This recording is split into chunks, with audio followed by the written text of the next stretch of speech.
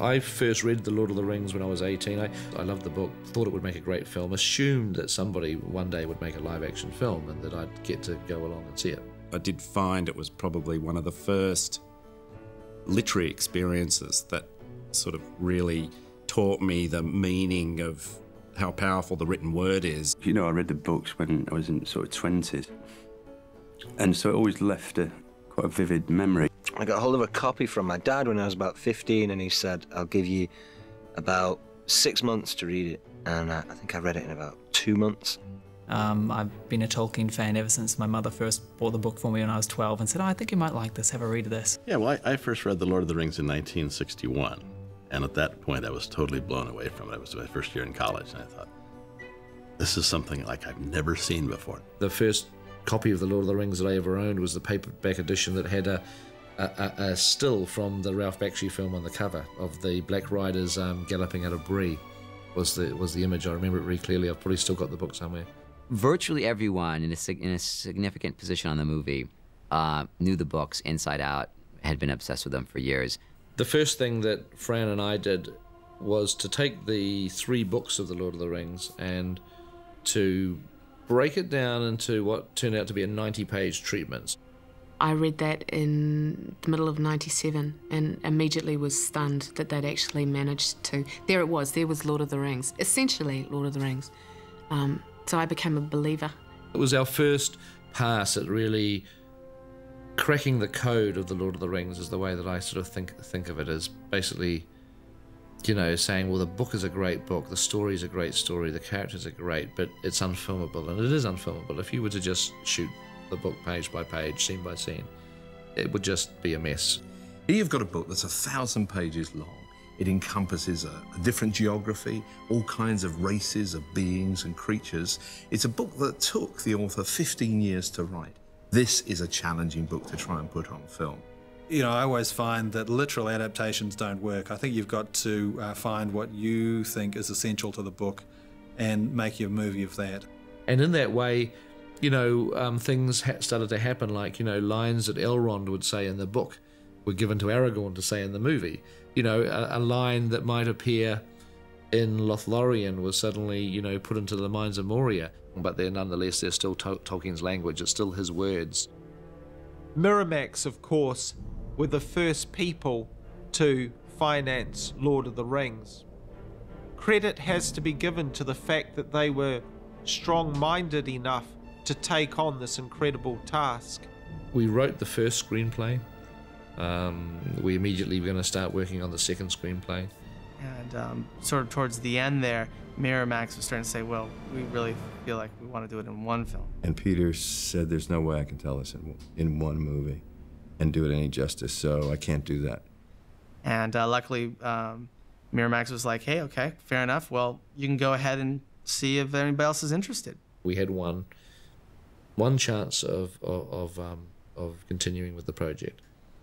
And I said, we've got to somehow convince somebody to make 2 Lord of the Rings films. We've got 4 weeks to do it. And Peter trotted off to Hollywood, and he went to many of the studios and called upon his old friend Mark Gordeski, who was an executive at New Line. And Mark set up a meeting with Bob Shea. Bob is impossible to read. He's a completely inscrutable sort of meeting. And you can't really tell how well you're doing. So he made this, Peter and Fran made the presentation, showed a lot of mock-ups, showed the tape, played the tape, lights came up, couldn't read the situation at all. Bob looked at Peter and said, now, Peter, why would anybody in their right mind make 2 movies? Which shattered them both, because they didn't quite know what he meant. He said, this is 3 films. Well, thank God for that decision. Once New Line were on board, we had to basically take our 2 scripts that we'd written for Miramax, and we had to now reorganize these into 3 different movies. And that really involved a total restructuring, page 1 rewrite, basically. Philippa Boyens, she's one of those people that had read Lord of the Rings like once a year, every year, since she was 16 years old, and knew everything about Lord of the Rings. And so we invited Philippa on board. The collaboration between the 3 of us came down to Fran and I working incredibly closely together, locked in the hotel rooms, locked in the office at home, getting the work done, Fran then taking it to Peter and reshaping. And often we'd come to bits where we knew there was action involved, so we'd just go, you know, they fight. And it turns into 20 minutes of the finished film. Because you just knew Peter was going to come along and do it brilliantly. And they go... And the reverse, I have to say, is true. Peter did that with the kissing. He would just say, he'd just hand it over to us and say, well, that's your department. There are probably some times when it was a bit of 2 against 1, when it was actually Philippa and Fran, you know, going against Peter, and you know, he's like the only guy with these 2 women sort of pounding away on these issues. It tends to be me on the laptop because I'm the fastest typist. I'm sorry, guys, but I am. Fran always, she likes to write by hand, and her scripts are the ones that are covered with writing. I like to keep my scripts really clean. It's scrawled all over. So she's usually sitting on the floor surrounded by notes, surrounded by the scripts, and lots of paper. And Peter would be, when he was shooting, he'd generally be lying on the couch completely exhausted because he'd just shot right through the week, and this was his day off, and he was working on the script. The script was literally being rewritten, I'm not exaggerating, every single day and week for the entire 15-month shoot. I would get pages faxed to me several times a week. We were constantly updating them, partially because of the interaction with the actors. We used to go around to Pete's house, which was great. And whoever was involved in the scenes, we'd go around and kind of chat through what that scene's about. And through that, a lot of the script kind of morphed into something else, you know. Pete and Fran and Philippa sat us down, Billy and I primarily, and said, write down anything that you are doing that is making you laugh, you know, and try and link it in with something in the book. There was a lot of plot lines that we sort of fleshed out, had ideas about certain specific characteristics more than anything. The idea of Frodo kind of playing with the ring and what would happen to him. Philippa and Fran were great. You know, they were so enthusiastic. You know, they were so happy to I suppose, to be working on something, like we all were. But I mean, there was great enthusiasm and passion in how they spoke and how they wanted to work with you. And it was never, you could ring them anytime, night or day. And if you had a problem, you could discuss anything with them. I can remember going out to dinner one night and Philippa and I sitting at the end just dreaming, and her asking for a napkin or a matchbook from the restaurant just to write it all down on, because it was, you know, beautiful stuff what we were coming up with. Sometimes you would start a scene one day, and under your door at night there would come a few rewrites through. When I say a few rewrites through, I have 2 file boxes that big, filled with rewrites. I have to tell you, some are still in the envelopes unopened, because I was sometimes so tired I thought, oh hell, never mind. The actors who were now starting to own their characters were, you know, firing ideas to us, which, you know, I mean, some of them are good and some of them aren't, but you certainly gratefully accept the good ideas, you know, and this, you know, Fran described it as furiously laying the tracks in front of the train. It was as it was rumbling up behind you. There was no stopping the train, and the tracks just had to go down. It made for a degree of sort of controlled chaos. The artistic result was terrific.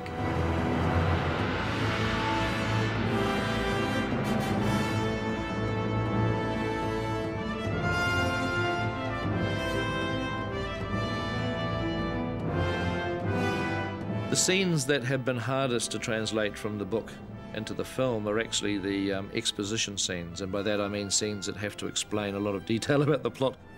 Early on in the development of The Fellowship of the Ring, Peter hit upon the idea of doing a prologue. He knew he was going to have to go through this long period of exposition, so he wanted something exciting, almost like you would do with a Bond movie. We really do need to, like, get people into the headspace and let them understand some of what we're talking about, so that when the story really kicks in, they've got, you know, they've got a background on things.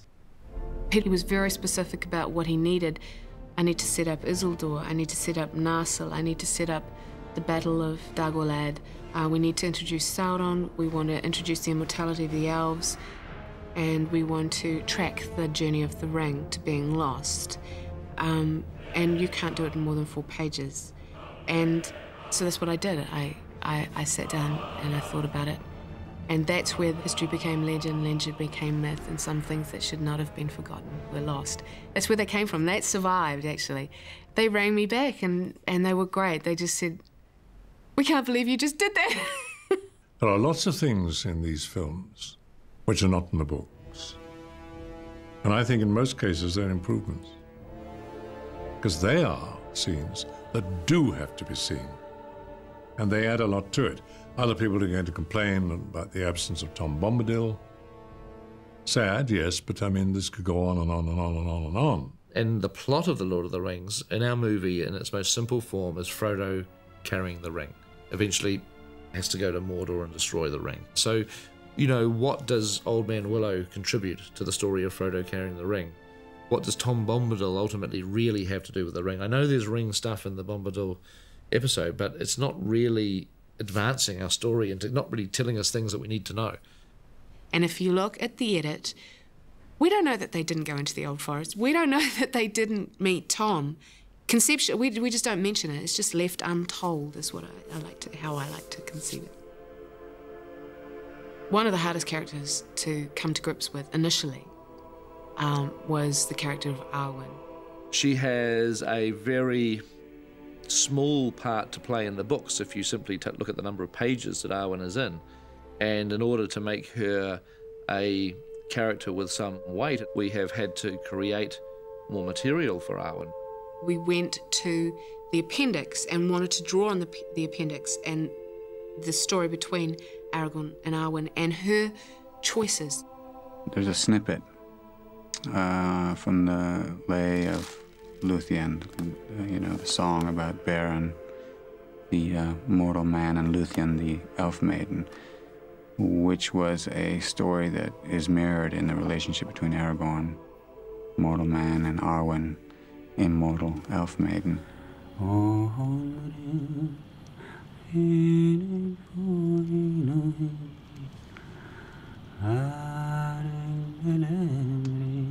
is she? This woman you sing of. 'Tis the Lay of Luthien, the elf maiden who gave her love to Beren, immortal. So we have gone into that appendix for ideas and material which we can actually incorporate into the plot of the movies. One of the keys to adapting something of such wealth of detail to film is that everything needs to do more than one thing. We were trying to bring Merry and Pippin to life more, talking about ideas to do that, and I just said, well, Merry and Pippin should steal a firework and light it. Done. Supposed to stick it in the ground. It is in the ground. Outside. That was your idea. Even though I knew it wasn't in the book, I just felt that you need the energy at that point. Because this is a party. You want to see some lightness and fun at the front of this movie because it gets very dark. And you're looking for something unexpected. You're introducing 2 main characters. You're saying something about them.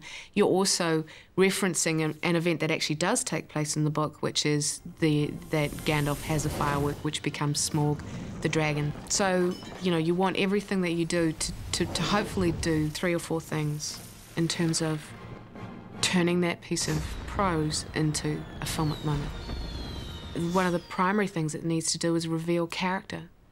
We tried to do this with Gandalf. Gandalf tells an awful lot of exposition in Bag End, but we also wanted it to reveal something of Gandalf's character, so that it's not just telling the audience the plot, it's also telling the audience that Gandalf may have made a mistake, that this is weighing heavily on him. A sense of foreboding starts creeping into the film. It's some form of Elvish. I can't read it. There are few who can. The language is that of Mordor, which I will not utter here. You can waste a lot of time, and we did do this. We We waste a lot of time trying to bring so much of the world to life, trying to explain some of the cultures, such as dwarves. And what we discovered is if you want to explain to an audience about the culture of dwarves, you cast John Rhys Davies as the dwarf, and he'll tell you, he'll show you, he'll bring that culture to life for you. We could pass through the mines of Moria. My cousin Balin would give us a royal welcome. Scenes like the Council of Elrond at Rivendell have been fiendishly difficult to turn into cinema because it is a group of people sitting around talking about the plot. I looked at the script page and I knew that if we shot it as it was written, it would be 30, 40 minutes long. And it's just like, couldn't do it. I think we approached Rivendell from every different direction you could possibly do. It got to the stage where it was like, don't make me go back there. I can't go back to Rivendell, please. It's a scene that needs to get the Fellowship together. To establish the ring needs to be destroyed and to establish the danger of this ring, as well as allow for that moment when Frodo decides to take the ring. I will take it! I will take it!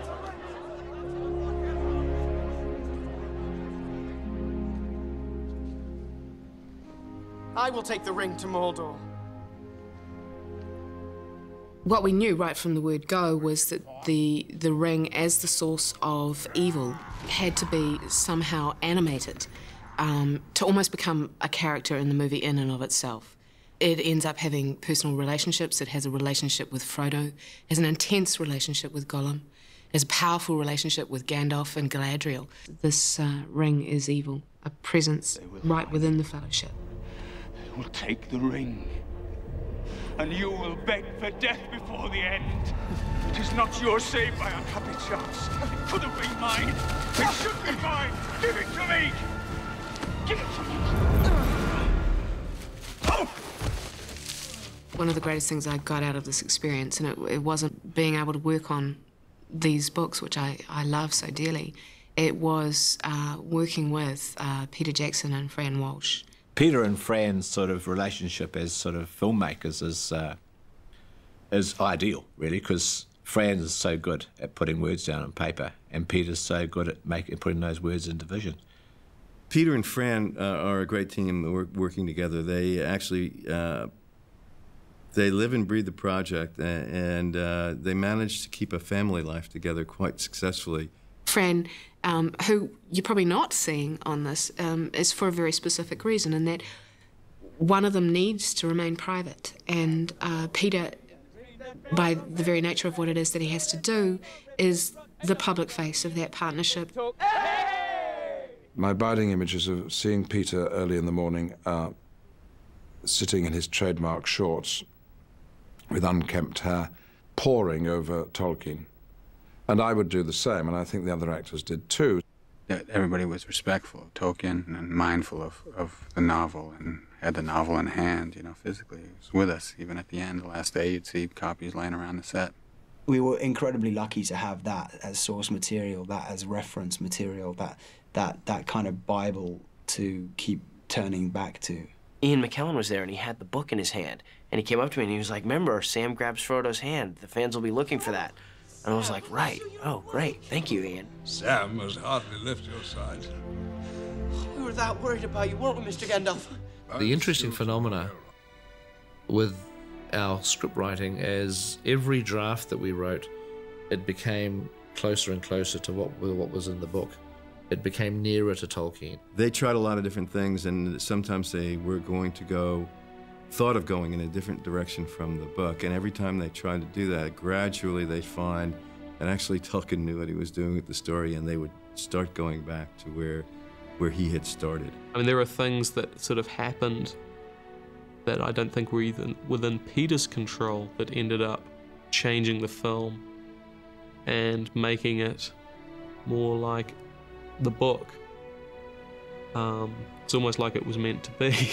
And so, you know, whilst we're changing plot things, we're changing some events, we're changing characters, we're losing characters, while we're doing all the normal stuff that you have to do to adapt a book, we did want to be as accurate as possible into putting his thematic material into the film.